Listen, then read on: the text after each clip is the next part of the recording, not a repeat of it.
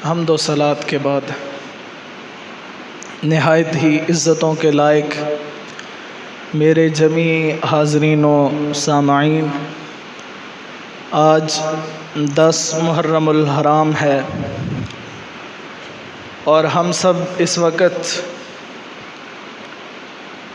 نواسہ رسول امام عالی مقام، امام عرش مقام، امام حسین مظلوم کربلا رضی اللہ تعالی عنہ و ارضاہ کا تذکرہ خیر کر رہے ہیں۔ ٹھنڈا کولر لگا ہے، پنکھے کی ٹھنڈی ہوا ہمیں میسر ہے، باہر شربت کی سبیل بھی لگی ہوئی ہے، نرم قالین نیچے بچھے ہوئے ہیں۔ میں نے اور آپ ہم سب نے جمعے کے لیے آنے سے پہلے ٹھنڈے پانی سے غسل کیا ہے، اچھے کپڑے پہنے ہیں، خوشبو لگائی ہے اور امن والا ماحول ہم سب کو میسر ہے، فضا پرسکون ہے، اور یہاں بیٹھ کے ہم ذکر کر رہے ہیں اس کربلا کا، اس تپتے ریگزار کا جہاں 72 افراد نہتے ہیں، 3 دن سے پانی بند ہے، کھانے کو کچھ نہیں ہے، 18,000 یا 22,000 غنڈے اس انتظار میں ہیں کہ کب ابن زیاد کا حکم ملے اور ہم حضور صلی اللہ علیہ وسلم کے خاندان کو تخت و تاراج کر دیں۔ تو ہم کیسے ان کے اس غم کا، ان کے اس درد کا، ان کی اس سوز کا بیان کر سکتے ہیں؟ ہمیں تو بڑا امن والا، سکون والا ماحول میسر ہے، اور جو کربلا کے اندر ماحول تھا لفظوں میں بیان نہیں کیا جا سکتا۔ کربلا کا ذکر بہت زیادہ ہوتا ہے، اسلام اور کفر کی جنگیں بے شمار ہوئیں، لیکن کربلا کا ذکر آپ کو ان ساری جنگوں سے، ان سارے غزوات سے زیادہ ملے گا۔ اس کی بہت ساری وجوہات ہیں۔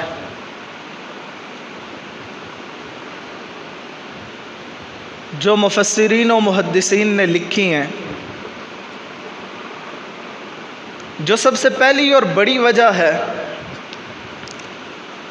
وہ قرآن پاک کی آیہ بینہ میں نے تلاوت کی ہے، اور بڑے سوچنے کی بات ہے کہ یہ آیت کربلا میں نہیں اتری، دین رسول اللہ صلی اللہ علیہ وسلم کے وصال سے پہلے مکمل ہو چکا تھا، لیکن اس آیت کی کامل و اکمل تصویر کربلا میں نظر آتی ہے۔ اس آیت کی اگر آپ نے حقیقی تفسیر پڑھنی ہو تو آپ کربلا کو پڑھ لیں۔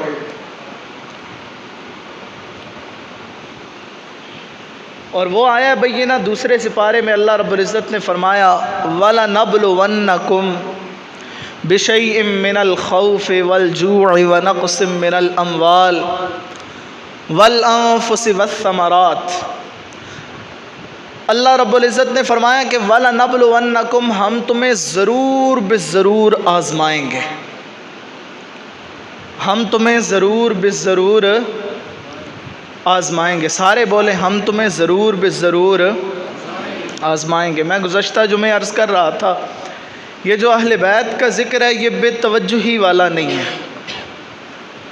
یہ بڑی توجہ والا ذکر ہے، چونکہ اللہ کے رسول صلی اللہ علیہ وسلم نے فرمایا میں تم میں 2 چیزیں چھوڑ کے جا رہا ہوں، جب تک تم ان دونوں چیزوں کو پکڑ کے رکھو گے ان پہ جمے رہو گے، ان پہ ڈٹے رہو گے، تم حق پہ رہو گے۔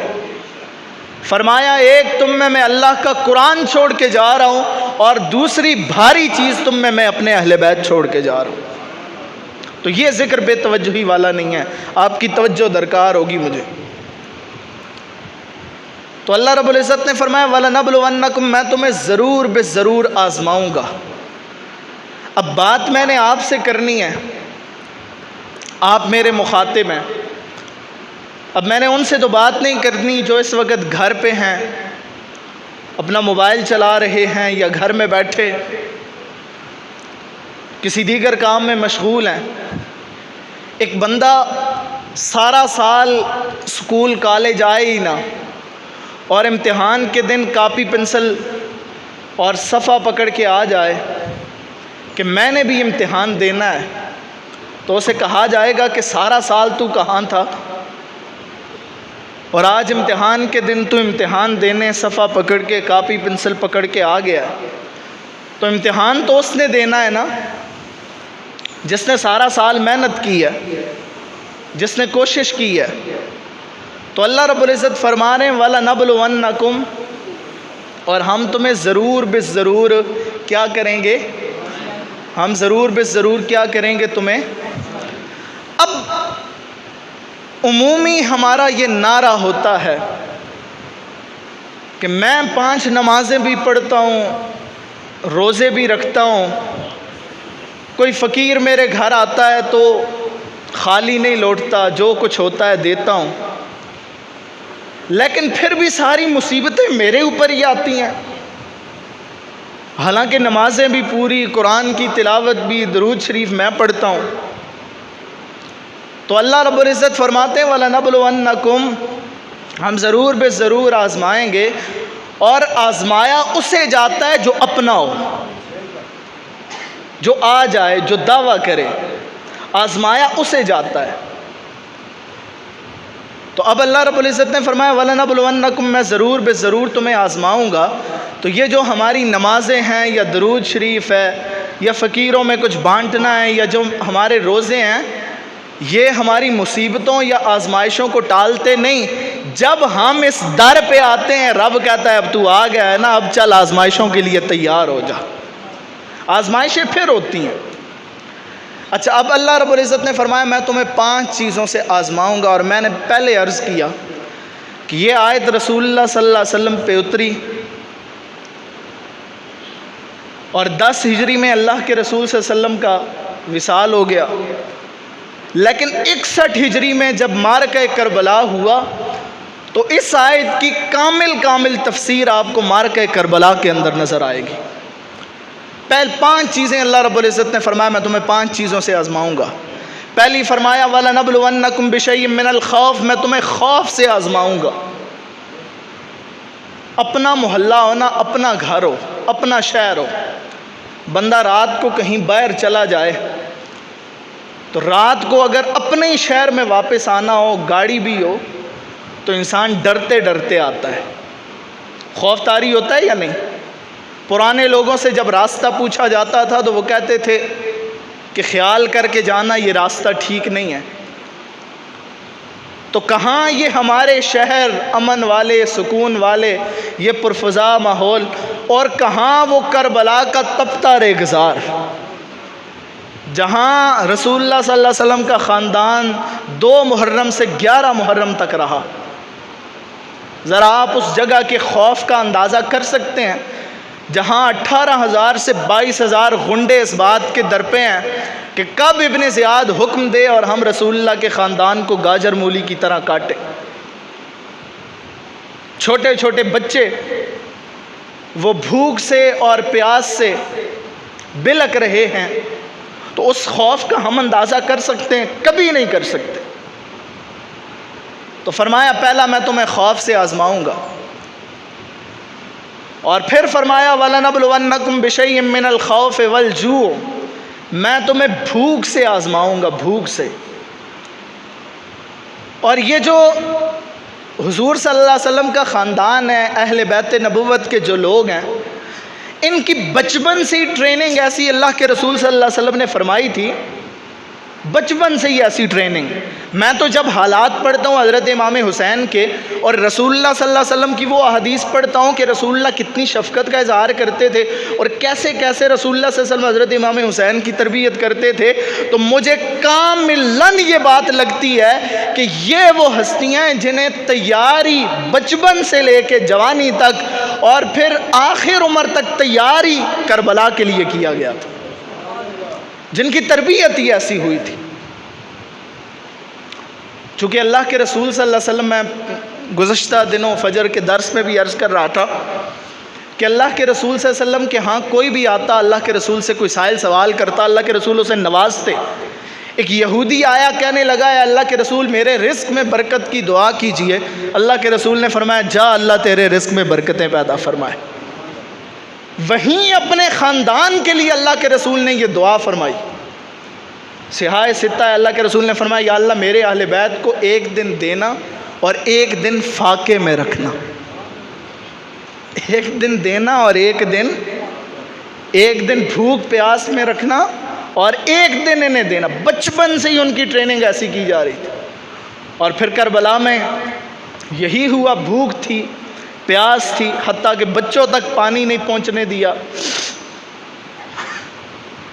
اچھا یہ امتحان میں دوسری چیز تھی. اور پھر فرمایا تیسری چیز وَنَقْسِم مِّنَ الْأَمْوَالِ، اور فرمایا کہ میں تمہیں مالوں کی کمی سے آزماؤں گا. یہی مال و دولت جسے ہم کہتے ہیں سو گیا، ہزار چلا گیا، اور جس کے بارے میں باب غزالی نے لکھا ہے. امام غزالی لکھتے ہیں کہ جب پہلی دفعہ پیسہ آیا نا، درہم و دینار آئے، تو شیطان نے انہیں دیکھنے کے بعد کہا کہ اب تیرے آنے کے بعد انسانوں کو بہکانا آسان ہو گیا ہے. اب انسانوں کو اپنے نرغے میں کرنا آسان ہو گیا، اب انہیں بہکانا آسان ہو گیا. تو فرمایا میں تمہیں مالوں کی کمی سے آزماؤں گا. اور کربلا کے اندر دیکھیں یہ سارا آپ کو نقشہ نظر آتا ہے. اور یہ جو حضور صلی اللہ علیہ وسلم کے اہل بیت تھے، ان کا اپنا مزاج یہ تھا کہ حضرت امام حسین رضی اللہ تعالیٰ عنہ ایک دن گھر میں تشریف فرمائیں. ایک سائل آیا باہر سے، اس نے کہا کہ میں 3 دن سے بھوکا ہوں، مجھے رات کے کھانے کے لیے کوئی اپنے گھر میں سے بچی ہوئی روٹی عطا کیجیے. حضرت امام حسین نے اسے کہا کہ یہاں بیٹھ جاؤ، میرا کوئی مال آ رہا ہے، وہ مال میں تمہیں دے دوں گا. اچھا اس نے رات کے کھانے کے لیے روٹی مانگی اور اسے بٹھا دیا گیا کہ میرا مال آ رہا ہے تو اس مال میں سے میں تمہیں دے دوں گا. 5 تھیلیاں حضرت امام حسین کی بارگاہ میں پیش کی گئیں، آئیں، اور ان 5 تھیلیوں میں روایت کے اندر آتا ہے، راوی کہتا ہے 5 ہزار درہم تھے. ٹوٹل 25,000 درہم ہوئے. حضرت امام حسین نے اسے بلایا ادھر آؤ. بغیر دیکھے وہ 5 تھیلیاں اسے پکڑائیں اور کہا کہ مجھے اس بات کا نہیں پتا تھا کہ ان تھیلیوں میں اتنا تھوڑا مال ہے. زندگی بھر مال دے دیا. کہنے لگے مجھے نہیں پتا تھا ان تھیلیوں میں اتنا تھوڑا مال ہے، وگرنہ میں تمہیں اتنا انتظار نہ کرواتا.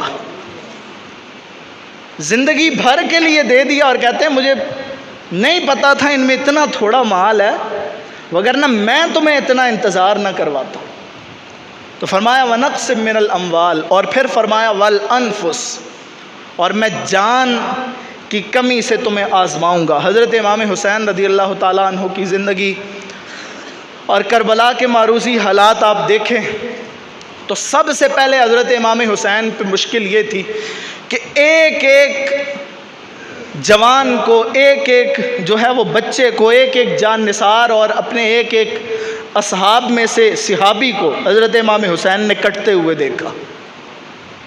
ایک ایک کا لاشا اٹھا کے لائے اور پھر آخر میں اپنا سر بھی سجدے میں رکھ کے کٹوا دیا. اور پھر فرمایا وَالثَّمَرَاتِ، اور میں تمہیں پھلوں کی کمی سے. وَالثَّمَرَاتِ، ثمر جو ہے یہ پھلوں کی پھل کو بھی ثمر کہتے ہیں اور اولاد کو بھی ثمر کہتے ہیں. چونکہ درخت پہ بڑا ٹائم لگتا ہے، درخت کو، چھوٹا سا درخت ہوتا ہے، اسے پال پوس کے بندہ پانی دیتا ہے، بڑا کرتا ہے، اسے دوڑ جو ہے وہ ہوا اور دھوپ سے بچاتا ہے. اسی طرح اپنی اولاد کے لیے بھی انسان یہی تگ و دو کرتا ہے. تو والثمرات سے مراد اولاد بھی ہے. حضرت امام حسین نے اپنی اولاد بھی کٹوائی کربلا کے اندر. اور پھر آخر میں اللہ رب العزت نے فرمایا وبشر الصابرین. یہ سارا ذکر کرنے کے بعد فرمایا وبشر الصابرین، اور خوشخبری ہے صبر کرنے والوں کے لیے، اور خوشخبری ہے صبر کرنے والوں کے لیے. اچھا، اسی پہ مجھے ایک اور بات یاد آئی، میں اگلی آیت پڑھ کے اس بات کی طرف جاتا ہوں، صبر پہ. فرمایا الذین، اللہ رب العزت نے فرمایا الذین اذا اصابتہم مصیبہ، فرمایا جب انہیں مصیبت پہنچتی ہے قالوا انا للہ، وہ کیا کہتے ہیں؟ انا، بے شک ہم، للہ، اللہ کے لیے، وانا الیہ راجعون، اور ہم نے اسی کی طرف لوٹ کے جانا ہے. اچھا، اس آیت کو ہم نے عموماً فوتگی کے اعلان کے لیے رکھ دیا ہے، حالانکہ یہ بہت بڑی بات ہے. ایک صحابی رسول تھے، وہ گھر تشریف لائے، ابھی وہ گھر داخل نہیں ہوئے تھے کہ تو ان کا بیٹا فوت ہو گیا. وہ گھر تشریف لائے، ان کی بیوی نے اس بیٹے کو کپڑے میں لپیٹ کے گھر کے ایک طرف اس نے رکھ دیا. خاوند تشریف لائے، دور سے سفر سے آئے تھے، صحابی رسول تھے، ان کے لیے کھانا بنایا، اچھا انہیں کھانا کھلایا، ریلیکس انہیں ماحول فراہم کیا. پھر اس کے بعد وہ بیوی اپنے خاوند سے، صحابی رسول سے کہنے لگی، اچھا اس کے بات کرنے کا انداز دیکھے، کہنے لگی، اگر پنجابی میں کہوں تو وہ کہنے لگی میں اپنی گوانڈن کول ایک امانت رکھوائی سی، ہون گوانڈن وہ امانت واپس کرنے واسطے بڑی چوکھی ہو رہی ہے، بڑی سخت ہو رہی ہے، وہ سب بڑی مشکل پیش آ رہی ہے. اچھا، انہوں نے صحابی رسول سے یہ کہا تو صحابی رسول کہنے لگے کہ چونکہ اس کی چیز نہیں ہے، امانت تو نے رکھوائی ہے تو اسے واپس کرنی چاہیے. تو پھر کہنے لگی کہ اللہ رب العزت نے مجھے اور آپ کو بھی ایک امانت سے نوازا تھا، امانت دی تھی، وہ امانت بھی آج آپ کے بیٹے کی صورت میں اللہ نے واپس کر لی ہے. وہ امانت بھی اللہ نے آج آپ کے بیٹے کی صورت میں واپس. قالوا انا للہ. اور اگر آپ کربلا کا منظر دیکھیں، حضرت سیدہ بی بی زینب سلام اللہ علیہا، حضرت امام حسین کی بہن، حضرت مولا علی کی صاحبزادی، جب ابن زیاد نے یہ سارا معرکہ ہوا، 11 محرم کو اس نے بی بی پاک کو بلایا اور بی بی پاک سے کہنے لگا کہ دیکھو تمہارے بھائی کے ساتھ اللہ نے کیا کیا، یہ اس کا سر کٹا ہوا پڑا ہے، دیکھ لو یہ کیا اللہ نے تمہارے بھائی کے ساتھ. تو بی بی صاحبہ کہنے لگی الحمدللہ. بی بی صاحبہ کیا کہنے لگی؟ الحمدللہ. بی بی صاحبہ کہنے لگی الحمدللہ. قالوا انا للہ، بے شک یہ اللہ کے لیے اور اللہ نے لے لیا. تو کہنے لگی الحمدللہ. اور پھر اگلے جملے بولے، کہنے لگیں کہ اللہ تعالیٰ نے میرے بھائی کو شہادت کے رتبے سے سرفراز فرمایا ہے، اور شہادت کو ہمارے دین میں بڑی شان والی چیز کہا گیا ہے. تیرا تعلق جس دین سے ہے اس میں تو یہ رسوائی والی بات ہو سکتی ہے، ہمارے دین میں یہ بڑی عزت والی بات ہے، ہمارے دین میں یہ شہادت بڑی عزت والی بات ہے. اچھا، انہوں نے یہ تربیت کہاں سے پائی؟ میں ذرا ایک اور تھوڑا سا پیچھے جاؤں. رسول اللہ صلی اللہ علیہ وسلم کے پاس حضرت علی بیٹھے ہیں، حضرت سیدہ بی بی زینب کے والد محترم.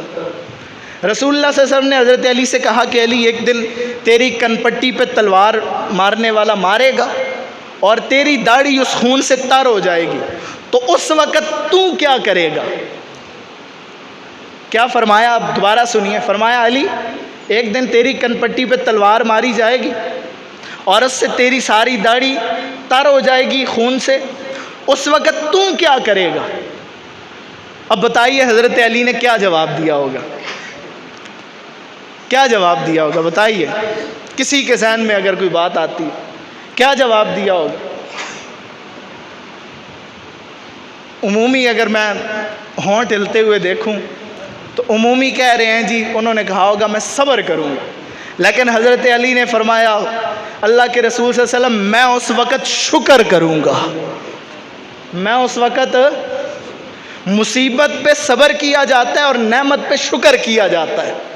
تو فرمایا ہے اللہ کے رسول صلی اللہ علیہ وسلم مجھے شہادت ملے گی اور آپ کے دین پہ ملے گی، آپ کے دین کی وجہ سے ملے گی۔ تو فرمایا ہے اللہ کے رسول صلی اللہ علیہ وسلم شہادت بہت بڑی نعمت ہے، شہادت پہ صبر نہیں کیا جاتا، شہادت پہ شکر کیا جاتا ہے۔ تو یہ وہ تربیت ہے حضرت سیدہ زینب کی جو انہوں نے ابن زیاد کے ہاں کہا کہ الحمدللہ شہادت تو بڑی شان والی چیز ہے۔ اور پھر جو سارا کربلا کا میدان تھا اور کربلا کے میدان کارزار میں جو اہل بیت نبوت پہ بیتی، اللہ اکبر، کون اس بات کو لفظوں میں بیان کر سکتا ہے؟ مجھے حضرت داتا حجویری علیہ الرحمہ کا وہ جملہ یاد آتا ہے۔ حضرت داتا حجویری علیہ الرحمہ لکھتے ہیں، حضرت داتا صاحب کہتے ہیں کہ بندے کے ہاتھ میں پینسل ہو، پینسل سے کاغذ پہ درد لکھا جائے۔ کیا کہتے ہیں؟ اگر کسی کے پاس پینسل ہے تو بات صحیح سمجھ آئے گی، مجھے دے سامنے۔ کہا اگر بندے کے پاس پینسل ہو، پینسل سے درد لکھا جائے، پینسل سے درد لکھا جائے، تو یہ پینسل جس سے درد لکھا جا رہا ہے، یہ پینسل جس سے درد لکھا جا رہا ہے، یہ پینسل اس درد کو محسوس نہیں کر سکتی، اور کہتے ہیں اگر یہ پینسل اس درد کو محسوس کر لے تو یہ پگھل جائے۔ آج میں اور آپ ہم یہاں اس ٹھنڈے ماحول میں بیٹھے ہیں، کولر لگا ہے، یہ پنکھے چل رہے ہیں، پرفضا سکون والا امن والا ماحول ہے، سارے جمعۃ المبارک کے لیے آئے ہیں۔ تو آج ہم اس ٹھنڈے ماحول میں بیٹھ کے اس کربلا کے تپتے ریگزار کا درد کیسے محسوس کر سکتے ہیں؟ آج 10 محرم ہے اور 10 محرم کی جو یہ ابھی آنے والی رات ہے 11 محرم کی، اس رات کو جو اہل بیت نبوت کی جو بیویاں تھیں ان بیویوں پہ یہ رات کیسی گزری ہوگی؟ ذرا چند لمحوں کے لیے اس بات کو اپنے چشم تصور میں لائیں کہ سارے اصحاب کو جان نثاران کو شہید کر دیا گیا۔ حضرت امام زین العابدین بیمار کربلا موجود ہیں خیمے میں، اور باقی ساری بیویاں ہیں اور چھوٹے بچے ہیں چند جو کربلا سے بچے تھے۔ اب سوچیں ذرا، اس بات کو چشم تصور میں لائیں، سارا خاندان کٹ گیا ہے اور چند بیویاں خیموں میں ہیں۔ آج میں اور آپ ہمیں پتہ ہے کہ ہم نماز پڑھ کے اپنے گھروں کو جائیں گے جمعے سے، لیکن وہ بیویاں انہیں نہیں پتہ کہ ان پہ صبح سورج طلوع ہوگا تو وہ کہاں ہوں گی۔ ہم کیسے اس درد کو محسوس کر سکتے ہیں؟ کیسے اس درد کو بیان کر سکتے ہیں؟ اور وہ درد کہ جسے اللہ کے رسول صلی اللہ علیہ وسلم نے حضرت ام سلمہ رضی اللہ تعالی عنہا فرماتی ہیں کہ جس دن کربلا کا معرکہ ہوا 10 محرم کو شام کے وقت میں نے خواب میں دیکھا کہ اللہ کے رسول صلی اللہ علیہ وآلہ وسلم تشریف لا رہے ہیں، اور یہ صحیح روایت ہے۔ فرمایا، کہتی ہیں اللہ کے رسول تشریف لا رہے ہیں، میں نے خواب میں دیکھا کہ اللہ کے رسول صلی اللہ علیہ وسلم کے جسم اطہر پہ سفر کے آثار ہیں، سفر کے آثار ہیں اللہ کے رسول صلی اللہ علیہ وسلم پہ۔ اور کہتی ہیں کہ میں نے اللہ کے رسول کو جب ایسے دیکھا تو میں پریشان ہوئی، اور اللہ کے رسول کے ہاتھ میں ایک خون کی شیشی کی بوتل بھی تھی جس کے اندر خون بھی تھا۔ میں نے اللہ کے رسول صلی اللہ علیہ وسلم سے پوچھا، اے اللہ کے رسول یہ آپ کی کیسی حالت ہے؟ تو اللہ کے رسول صلی اللہ علیہ وسلم نے فرماتی ہیں، مجھ سے فرمایا کہ ام سلمہ میں کربلا سے آ رہا ہوں، فرمایا میں کربلا سے آ رہا ہوں۔ وہ خانوادہ جسے میں نے اپنے کندھوں پہ کھلایا، اپنے کندھوں پہ اٹھایا، مدینہ کی گلیوں میں پھیرا، فرمایا آج میرے اس نواسے کے گلے پہ تلوار چلی ہے، فرمایا میں اسی کربلا سے ہو کے آیا۔ اچھا، اس سے اگلے جملے اس سے بھی دردناک ہیں، حدیث کے الفاظ ہیں۔ حضرت ام سلمہ کہتی ہیں اللہ کے رسول صلی اللہ علیہ وسلم نے فرمایا کہ اب میں یہ خون کی شیشی لے کے رب کے دربار میں جا رہا ہوں، اب میں یہ لے کے رب کے دربار میں۔ سوچیں اس دن رب کے غضب کا عالم کیا ہوگا کہ جس دن اللہ کے رسول صلی اللہ علیہ وسلم یوں پریشان حال کربلا سے واپس تشریف لے گئے، اور پھر رب کے دربار میں جب اللہ کے رسول تشریف لے گئے، اور یہ خانوادے وہ خانوادے ہیں کہ حضرت امام حسین رضی اللہ تعالیٰ عنہ جب 9 محرم تھا تو 9 محرم کو ابن سعد آیا اور اس نے کہا کہ یا تو آپ بیعت کیجئے یا تو آپ جنگ کا اعلان کیجئے۔ حضرت امام حسین نے کہا کہ ہم بیعت تو کریں گے نہیں، البتہ یہ ہے کہ آپ ہمیں 1 دن کی مہلت دیجئے۔ اور پھر آپ کے جان نثار و اصحاب کہتے ہیں کہ حضرت امام حسین رضی اللہ تعالیٰ عنہ ساری رات 9 محرم کی جو 10 محرم کی جو رات ہوتی ہے، 9 محرم گزر کے ساری رات حضرت امام حسین رضی اللہ تعالیٰ عنہ بیٹھ کے قرآن کی تلاوت کرتے رہے، ساری رات قرآن پڑھتے رہے۔ اچھا، کربلا کا جو سب سے بڑا پیغام ہے وہ یہی ہے، آج 10 محرم ہے، آج کی شب گزرے گی، کل ہم سارے اپنے اپنے کاموں میں مشغول ہو جائیں گے، یہ وقت بھی گزر جائے گا، بس تذکرہ سنا ان سنا کر دیا، لیکن ہماری زندگیوں میں تبدیلی کیا آئی ہے؟ ہمیں تو اتنا پرسکون پرفضا ماحول میسر ہے، کتنا ہم قرآن پڑھتے ہیں، اور ادھر 22,000 غنڈے کھڑے ہیں، تلواریں چمک رہی ہیں، پانی بند ہے، پیاس ہے، بھوک ہے، اور ساری جو ہے وہ خانوادہ رسالت کی بیویاں ہیں، اپنا شہر نہیں ہے، کربلا کا تپتا ریگزار ہے۔ تو حضرت امام حسین رضی اللہ تعالیٰ عنہ اس عالم میں بھی ساری رات 9 محرم کو قرآن پڑھ کے گزارتے ہیں۔ اور پھر جب حضرت امام حسین کو شہید کیا گیا، بڑی مشہور روایت ہے، آپ کا سر جب نیزے پہ چڑھایا گیا تو آپ کے لبوں سے تب بھی قرآن پاک، آپ کے لب تب بھی ہل رہے تھے۔ محدثین کہتے ہیں لگتا یوں تھا کہ حضرت امام حسین اس وقت بھی قرآن پڑھ رہے تھے۔ اور پھر جب حضرت امام حسین کا وہ سر انور، خولی نامی ایک شخص تھا جس نے وہ سر انور 10 محرم کو شہید کرنے کے بعد جو اٹھا کے لے گیا، کہتے ہیں وہ جب اپنے گھر لے کے گیا تو اس کی بیوی تھی جس کا نام انوار یا نورا، اس طرح کا کوئی اس کا نام ملتا ہے۔ جب اس نے وہ سر اپنی بیوی کے سامنے رکھا تو بیوی نے کہا یہ کیا لائے ہو؟ تو وہ کہنے لگا تمہیں پتہ نہیں آج یہ معاملہ ہوا ہے، اور یہ حضرت امام حسین کا سر ہے جو ہم یزید کے دربار میں لے کے جائیں گے۔ تو وہ کہنے لگی بدبخت لوگ جب گھر واپس آتے ہیں تو مال لے کے آتے ہیں، اور تو نواسہ رسول کا سر لے آیا، جا میں تجھ سے ساری زندگی بات نہیں کرتی۔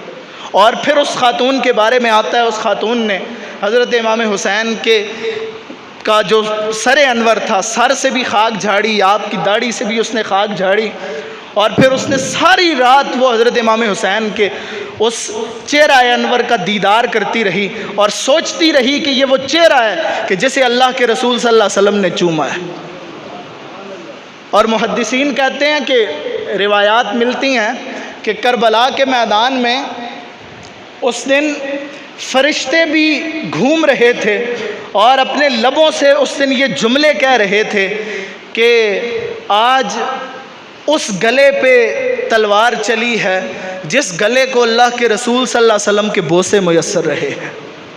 اور اللہ کے رسول صلی اللہ علیہ وسلم ان خانوادوں سے اتنی محبت کرتے تھے۔ گزشتہ جمعے میں نے ایک روایت عرض کی تھی کہ اللہ کے رسول صلی اللہ علیہ وسلم نے اپنے خانوادوں کو اپنے کندھوں پہ بٹھایا ہوا ہے، اور اللہ کے رسول صلی اللہ علیہ وسلم تشریف لائے ہیں۔ صحابہ نے پوچھا ہے کہ اللہ کے رسول صلی اللہ علیہ وسلم آپ بڑی محبت فرماتے ہیں ان سے، بڑا پیار ہے آپ کو ان سے؟ تو اللہ کے رسول صلی اللہ علیہ وسلم نے فرمایا کہ ہاں نا، میرے بیٹے ہیں۔ فرمایا یہ میرے بیٹے ہیں، فرمایا یہ میرے، آپ لائیں دنیا جہاں بھر کے الفاظ اور ان لفظوں کی آپ چاشنی نکالیں کہ رسول اللہ حضرت امام حسن و حسین کے چہرے پہ بوسہ دے کے کہہ رہے ہیں کہ یہ میرے بیٹے ہیں۔ لائیں دنیا بھر کے الفاظ اور ان کی چاشنی نکالیں، آپ کو ان لفظوں کی چاشنی زیادہ نظر آئے۔ اور پھر فرمائے یہ میری جو ہے وہ بیٹی کے بیٹے ہیں۔ اور پھر اللہ کے رسول صلی اللہ علیہ وسلم نے فرمایا جو ان سے محبت کرے گا اس نے مجھ محمد سے محبت کی، اور فرمایا معاذ اللہ جو ان کا بغض رکھے گا اپنے سینے میں پالے گا، فرمایا اس نے مجھ محمد سے بغض رکھا۔ جو ان سے بغض رکھے گا اس نے مجھ محمد سے بغض رکھا۔ اور اللہ کے رسول صلی اللہ علیہ وسلم کو ان شہزادوں کی تکلیف اتنی زیادہ ناپسند تھی کہ ایک مرتبہ اللہ کے رسول صلی اللہ علیہ وسلم قدم دراز کیے ہوئے تھے، اب میں یہ بھی کہہ سکتا تھا اللہ کے رسول لیٹے ہوئے تھے، لیکن بعض دفعہ جملے بڑے ادب والے بولنے پڑتے ہیں، قدم دراز کیے ہوئے تھے اللہ کے رسول۔ میں انتہائی جو ہے وہ شارٹ کر کے بات ختم کرتا ہوں۔ حضرت امام حسین تشریف لائے اللہ کے رسول صلی اللہ علیہ وسلم کے یہاں اس جگہ پہ بیٹھے۔ اللہ کے رسول نے اشارہ کیا کہ بیٹے آگے ہو جاؤ۔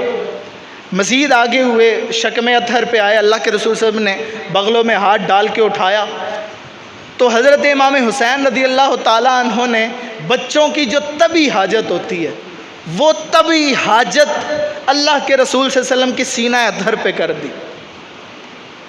اب اتنا نہ سمجھ نہیں ہوں کہ میں نے نہ سمجھ کہوں، اسی لیے الفاظ بڑے چن کے کہہ رہا ہوں۔ بچوں کی طبی جو حاجت ہوتی ہے وہ انہوں نے رسول اللہ کے سینے پہ کر دی۔ اب کوئی بھی خاتون ہو پاس کھڑی ہو اور بچہ پیشاب کر دے سینے پہ کسی بھی فرد کے، تو خاتون کیا کرتی ہے؟ فوراً سے بچے کو اٹھاتی ہے۔ حضرت ام سلمہ رضی اللہ تعالیٰ عنہ کہتی ہیں میں فوراً بڑی آگے کہ میں اٹھاؤں، حضرت امام حسین کو میں نے پکڑا تو فرماتی ہیں اللہ کے رسول صلی اللہ علیہ وسلم نے مجھے سختی سے منع فرمایا، اور جملے اللہ کے رسول صلی اللہ علیہ وسلم کے یہ تھے کہ اے ام سلمہ، حسین کو تکلیف دے کے مجھ محمد کو تکلیف نہ پہنچاؤ۔ اللہ اکبر، اتنی محبت فرماتے تھے اللہ کے رسول صلی اللہ علیہ وسلم، حسین کو تکلیف دے کے مجھ محمد کو تکلیف۔ اور ایک روایت کے اندر آتا ہے رسول اللہ اپنے گھر میں اپنی بیٹی کے گھر تشریف لائے۔ رسول اللہ صلی اللہ علیہ وسلم نے دیکھا کہ حضرت امام حسن و حسین رضی اللہ تعالیٰ عنہ گھر میں نہیں ہے۔ پوچھا گیا کہاں ہیں تو بتایا گیا وہ پاس ہی حضرت علی کے ساتھ پانی پینے گئے ہیں۔ تو اللہ کے رسول گھر نہیں ٹھہرے بلکہ وہاں چلے گئے جہاں پانی پینے گئے ہیں۔ تو اللہ کے رسول صلی اللہ علیہ وسلم وہاں پہنچ کے بچوں کو اٹھایا، پیار کیا، اور حضرت علی سے کہنے لگے کہ بیٹا، حضرت علی سے کہنے لگے کہ اے علی، میرے ان بیٹوں کو دھوپ زیادہ ہونے سے پہلے گھر لے کے جاؤ۔ جو اللہ کے رسول صلی اللہ علیہ وسلم مدینے کی دھوپ اپنے حسن و حسین پہ نہیں پڑنے دیتے تھے، کربلا کے تپتے ریگزار میں یزیدیوں نے ان امام حسین اور ان کے جانثاروں پہ تلوار چلائی۔ تو یہ کس قدر جو ہے وہ شدید اذیت اور کربناکی والی بات ہے، اور میں اور آپ میں پہلے کہہ رہا تھا کہ ہم اسے محسوس نہیں کر سکتے، البتہ ہاں ہم اپنے لفظوں سے بیان ضرور کر سکتے ہیں، اور آج بھی ہم اس ظلم کے خلاف آواز اٹھا سکتے ہیں، اور آج بھی ہم وقت کے یزیدوں کو للکار سکتے ہیں۔ حضرت امام حسین رضی اللہ تعالیٰ عنہ نے ایک جملہ ہمارے ہاں بولا جاتا ہے، وقت اوپر ہو رہا ہے، بہرحال بات ختم کرتا ہوں۔ ایک جملہ ہمارے ہاں بولا جاتا ہے اور وہ جملہ یہ ہے کہ جان ہے تو جہان ہے۔ حضرت امام حسین نے کربلا میں اس فلسفے کو بھی بدل دیا کہ جان حضرت امام حسین نے دے دی، جان نہیں ہے پھر بھی دنیا کے اندر کروڑوں اربوں جان نثار ہیں۔ جان نہیں ہے پھر بھی دنیا کے اندر حضرت امام حسین جو حق کا استعارہ تھے، آج بھی ان کا نام بلند ہو رہا ہے، اور حق کے طور پر آج بھی ان کا نام لیا جا رہا ہے۔ اور آخری بات، حضرت امام حسین کے جو آخری الفاظ تھے کربلا کے اندر، جو حضرت امام حسین نے خطبہ دیا، اور بڑے لوگ تھے، ان کے الفاظ بھی بڑے تھے، فرمایا مثلی لا یبای مثلہ، فرمایا مجھ جیسا اس جیسے کی بیعت کیسے کر سکتا ہے۔ اب یہ بھی کہہ سکتے تھے میں یزید کی بیعت کیسے کر سکتا، فرمایا مجھ جیسا اس جیسے کی بیعت کیسے کر سکتا ہے۔ کربلا میں حضرت امام حسین نے یہ کہہ کے 2 فرقے بنا دیے، کربلا کے بعد جماعتیں صرف 2 رہ گئیں، فرقے صرف 2 رہ گئے، ایک مجھ جیسا اور ایک اس جیسا۔ مجھ جیسے کو حسینیت کہتے ہیں اور اس جیسے کو یزیدیت کہتے ہیں۔ اور مجھ جیسا جو ہے وہ نمازی تھا، پرہیزگار تھا، حضور صلی اللہ علیہ وسلم کے دین کا احیاء کرتا تھا، اور اس جیسا جو تھا وہ بے نمازی تھا، جواری تھا، ظالم تھا، جابر تھا، غاصب تھا۔ اب میں اور آپ ہم دیکھ سکتے ہیں کہ آج ہم نمازی ہیں، آج ہم پرہیزگار ہیں، آج ہم جو ہے وہ مظلوم کے ساتھ کھڑے ہیں، یا آج ہم ظالم کے ساتھ کھڑے ہیں۔ اللہ تعالیٰ مجھے اور آپ کو عمل کی توفیق نصیب فرمائے۔ وآخر دعوانا